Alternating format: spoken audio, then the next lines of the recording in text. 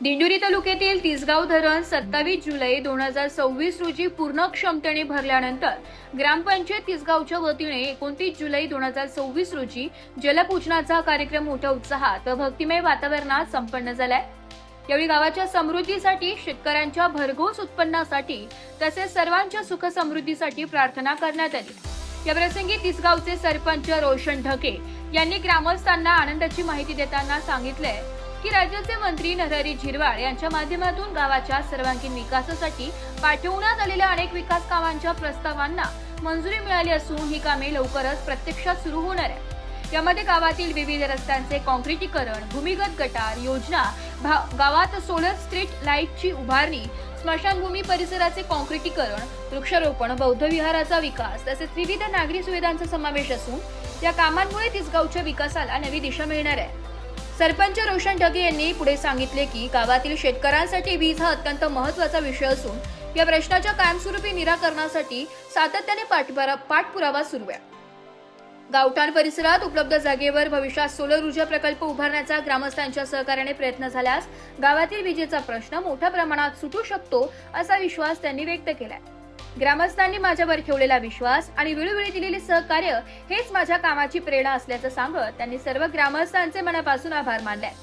यावेळी समाजसेवक नितीन भालेराव यांनी सांगितले की मंत्री नरहरी झिरवाळ साहेबांच्या विशेष प्रयत्नांमुळे तिसगावमध्ये सुमारे 12 ते 13 कोटी रुपयांच्या विकास कामांना गती मिळाली असून अनेक कामे पूर्ण झाली आहेत तर उर्वरित कामे प्रगतीपथावर आहेत।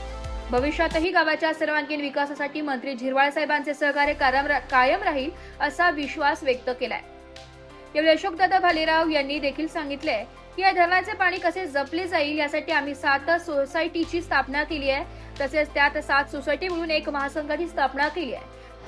तसेच हा भारतातील पहिला प्रकल्प आहे की 100% ड्रीपने आम्ही पाणी देत आहोत। तसेच या प्रकल्पास शासनाने आम्हाला अनुदान देखील दिले असल्याचे त्यांनी सांगितले। शैक्षणिक क्षेत्रालाही प्रोत्साहन देत ग्रामपंचायत तिसगावच्या माध्यमातून जनता विद्यालयातील विद्यार्थ्यांना क्रीडा साहित्याचे वाटप करण्यात आलंय। ग्रामीण भागातील विद्यार्थ्यांमध्ये क्रीडा संस्कृती वाढावी, गुणवत्ता खेळाडूंना प्रोत्साहन मिळावे आणि त्यांच्यातील सुप्त गुणांना वाव मिळावा हा या उपक्रमामागील मुख्य उद्देश असल्याचं ग्रामपंचायतीने स्पष्ट केलंय। सरपंच रोशन ढगे यांच्या नेतृत्वाखाली ग्रामपंचायत तिसगाव विकासाभिमुख कामांवर सातत्याने भर देत असून मूलभूत सुविधा अधिक सक्षम करण्याबरोबरच सामाजिक, शैक्षणिक आणि पर्यावरणपूरक उपक्रमही राबविले जात आहेत। मंत्री नरहरी झिरवाळ यांच्या मार्गदर्शनातून आणि ग्रामस्थांच्या सक्रिय सहभागातून तिसगाव विकासाच्या नव्या पर्वाकडे वाटचाल करत असल्याची भावना यावेळी सरपंच रोशन ढगे यांनी व्यक्त केली आहे। महंत राकेशगिरी महाराज यांच्या हस्ते कालच आपण तिसगाव धरण पूर्ण क्षमतेने भरले, त्याचे आपण जलपूजन केले व सर्व ग्रामस्थ उपस्थित होते। तिसगावच्या सर्वांगीण विकासासाठी येत्या काळात ग्रामपंचायतीचे विजन काय असणार भाऊ, काय सांगा? आम्ही ग्रामपंचायतीच्या मार्फत माननीय झिरवाळ साहेबांच्या माध्यमातून भरपूर विकास कामांचे प्रस्ताव दिलेले होते।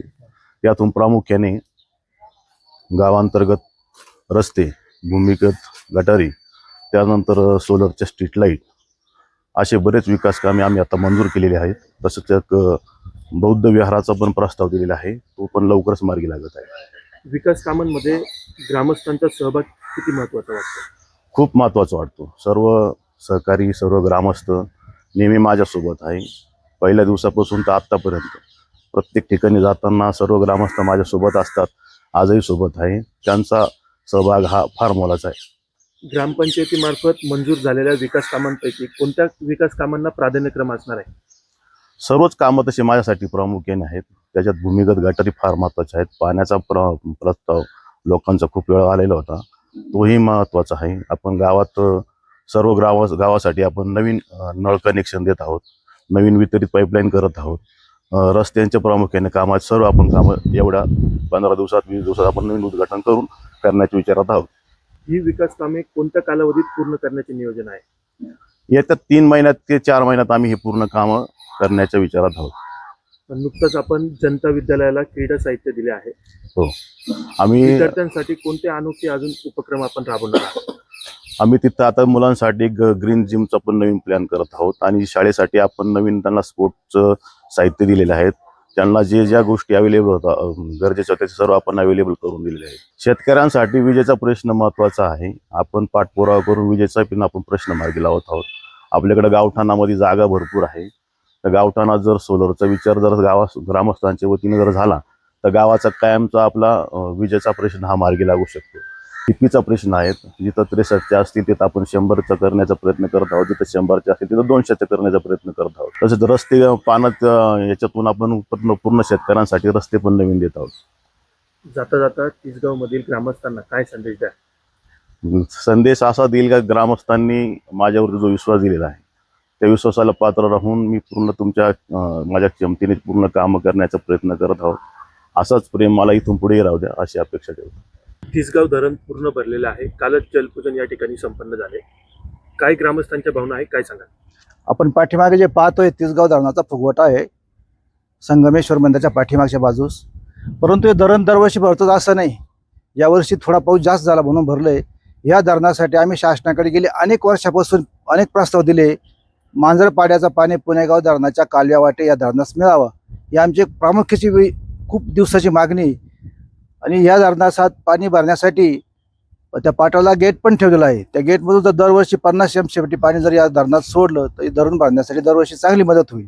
आमची शासनाची विनंती आहे की दरवर्षी त्यांनी 50 MCFTच्या आसपास पाणी या धरणात तिसगाव धरणासाठी सोडावं अशी विनंती करतो आम्ही शासनाकडे. गावातील युवक आणि नागरिकांनी पाणी जपण्यासाठी कोणती जबाबदारी घ्यायला हवी, काय सांगा? या धरणाचं पाणी कसं जपलं जाईल यासाठी आम्ही एक सोसायट्यांची स्थापना केली, 7 सोसायट्यांची स्थापना केली. त्या 7 सोसायट्यांमधून एक महासंघाची स्थापना केली.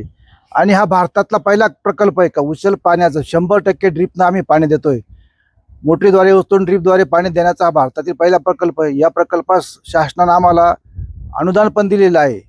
आणि यावर्षी आमची अहिल्याबाई कधी पाणी समिती झाली होती, त्यात आम्हाला बक्षीस पण भेटलेलं आहे. झिरवळ साहेबांनी आपल्याला 12-13 कोटी रुपये या विकास कामांसाठी दिले. सगळे काम प्रगतीपथावर चालू आहे. प्रामुख्याने डगेवस्तीचा रस्ता असेल, त्याच्यात मारुती मंदिर असेल, आपण बुद्धविहारचा लवकरच आता त्यासाठी पाठपुरावा करू. त्यासाठी लवकरच प्रोसेस मान्यता एक 8-10 दिवसात आपल्याला देणार असं मंत्री महोदय झिरवळ साहेबांनी आपल्याला मागचे सगळे रिपोर्ट नाशिक लोकशाही न्यूज नाशिक.